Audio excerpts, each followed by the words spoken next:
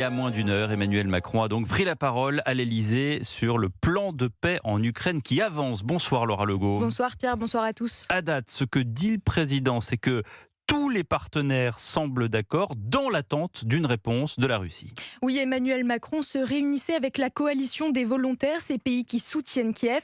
Avant la réunion, le président français était optimiste. Il croyait en une chance de réaliser de vrais progrès vers une bonne paix, selon ses mots.